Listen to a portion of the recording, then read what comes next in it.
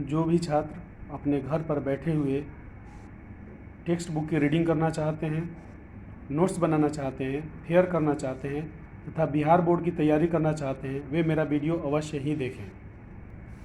मेरे प्रिय छात्रों, यह वीडियो संस्कृत व्याकरण का भाग 8 है। मैं उम्मीद करता हूँ कि आप भाग 1 से लेकर के भाग 7 तक अवश्य ही देख चुके होंगे। इस भाग में हम लोग कारक पढ़ेंगे। कारक संस्कृत में अति महत्वपूर्ण विषय है, अति महत्वपूर्ण व्याकरण है। यह जानने के बाद ही हम लोग उस शब्द का संस्कृत बनाने में सक्षम हो पाते हैं, इसलिए कारक पढ़ना हमारे लिए बहुत ज़रूरी है। तो कारक हम लोग शुरू करते हैं। कारक को अंग्रेजी में केस कहते हैं, केस, CAC, केस। आगे हम लोग पढ़ते हैं कारक। सबसे पहला कारक है कर्ता कारक। इसका चिन्ह होता है ने और जीरो, दोनों चिन्ह होता है। किसी शब्द के बाद ने दिया हो, जैसे राम ने दिया है, तो शब्द राम के बाद ने दिया है, इसका मतलब राम ने जो है वह कर्ता कारक है। जैसे मैं के बाद कुछ नहीं है, मैं साइकिल से बाजार जाता हूँ, तो मैं के बाद कोई चिन्ह नहीं है, तो मैं जाने का कार्य करता है, इसलिए मैं भी करता है। इसलिए यहाँ पर कर्ता का जो चिन्ह है ने और जीरो, चिन्ह का मतलब होता है कि किसके द्वारा हम लोग इसको पहचानते हैं। तो कर्ता को ने के द्वारा पहचानते हैं और जीरो में वहाँ कुछ नहीं रहेगा, उसके द्वारा पहचानते हैं। इसका विभक्ति होता है प्रथमा।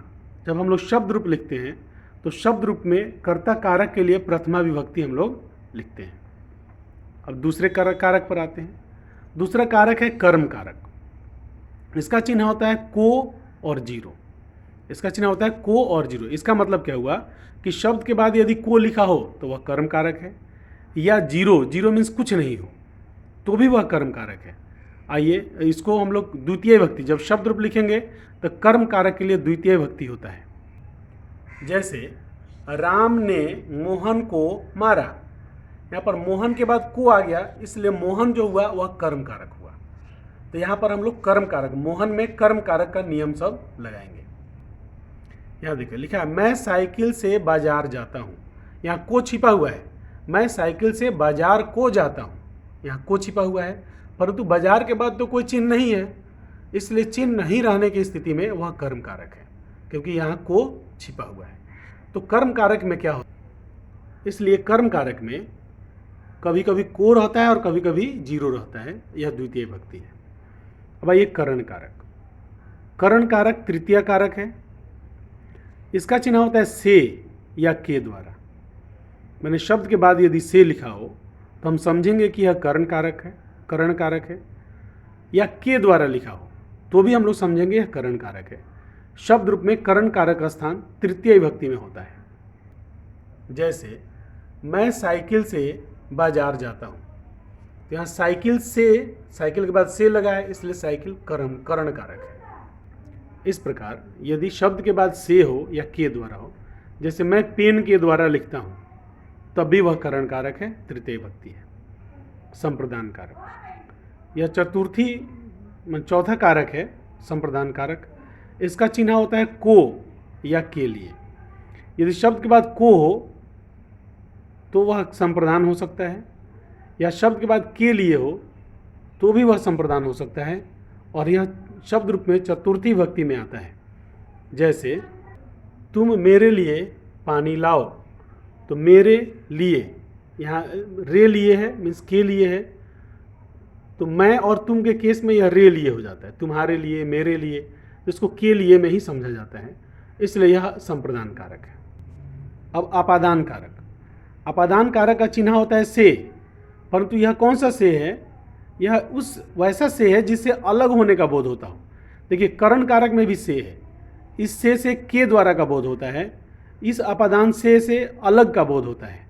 यह पंचमी विभक्ति है, शब्द रूप में यह पंचमी के अंतर्गत आता है। जैसे तुम विद्यालय से घर जा रहे हो, तो विद्यालय से घर जा रहा है, तो विद्यालय से अलग हो रहा है ना, तो विद्यालय से चूंकि अलग होने का बोध हो रहा है, इसलिए यह अपादान कारक है। अब छठा कारक है संबंध कारक। संबंध कारक का चिन्ह होता है का, के, की, रा, रे, री। का, के, की भी होता है। जैसे मोहन का भाई, के भी होता है, जैसे तुम लोगों के पिता, की भी होता है, जैसे सीता की बहन, तो की हो गया। रा होता है, जैसे तुम्हारा भाई, रे होता है। मेरे मेरे शिक्षक, री भी होता है। तुम्हारी बहन। तो इस तरह से जब कोई चिन्ह आएगा, इस 6 में से कोई भी चिन्ह आता है तो हम लोग समझेंगे कि यह संबंध कारक है। और यह शब्द रूप में षष्ठी विभक्ति में होता है, तो इसमें षष्ठी विभक्ति का सारा नियम लगता है। जैसे मोहन की बहन मेरे कक्षा में पढ़ती है, या मोहन की बहन, मोहन में की लगा है, तो यह चिन्ह यह बताता है कि मोहन जो शब्द है वह संबंध कारक है। इसमें सारा नियम संबंध कारक का लगेगा। अब 7वां कारक है अधिकरण कारक। अधिकरण कारक में होता है, अधिकरण कारक का चिन्ह है में, पे, पर। में, पे, पर का मतलब मैं घर में रहता हूँ, तो घर में, घर के बाद में लगा हुआ है, तो घर में अधिकरण कारक का नियम लगेगा। पे, वह छत पे से होगा, जैसे वह छत पे घूम रहा था, चाहे वह छत पर घूम रहा था, तो पे और पर यदि आ जाए तो भी अधिकरण कारक होता है। अधिकरण कारक है सप्तमी विभक्ति। शब्द रूप जब हम लोग बनाते हैं तो सप्तमी विभक्ति जो होता है उस विभक्ति में अधिकरण कारक लगता है, या अधिकरण कारक में सप्तमी विभक्ति का नियम लगाते हैं। अब 8वां है संबोधन। संबोधन था हे, अजी, अरे। यदि किसी शब्द के साथ हे हो, जैसे हे राम, तो हे राम आ गया, हे आ गया, तो यह सब चिन्ह जो है वह दाहिने साइड में लगते हैं, परंतु यह संबोधन का जो चिन्ह है वह बाएं साइड में लगता है।